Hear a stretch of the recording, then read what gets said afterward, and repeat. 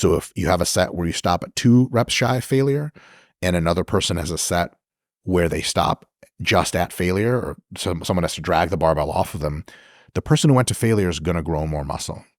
That's a good thing, but it's by a small margin, maybe just several percent more growth. The downside is training to failure generates a lot more fatigue. Probably not a few percent more, maybe a few dozen percent more, which is a big deal. If you're going to use a program which mostly has you do 3 or 2 or 1 rep shy of failure, you'll get great stimulus and you'll be able to recover from lots of sets over the course of weeks and months, which means you'll get a great stimulus and a great hypertrophy result. If you insist on going to failure even beyond in your sets, you can get very good results, but you have to reduce the total volume of your training because the amount of fatigue you accumulate is going to be rapid. It's going to happen fast. So have you ever heard of like HIIT training, Mike Mentzer, high intensity training, HIT?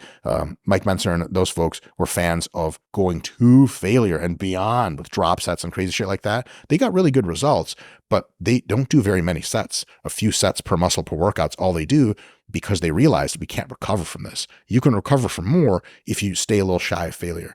My suspicion is that if you want the best overall muscle growth and you have all the time in the world to train, that somewhere between 3 and 1 rep in reserve on average for a program is a really good idea. But you also want to test your shit every now and again.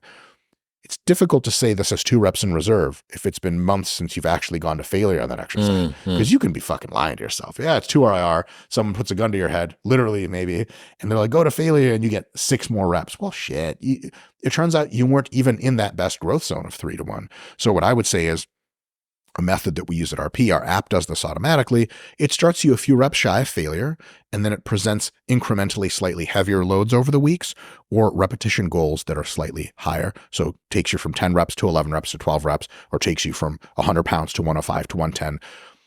Automatically, because your body can't adapt that quickly, you're going to reach failure a few weeks in, 4 to 6 weeks in.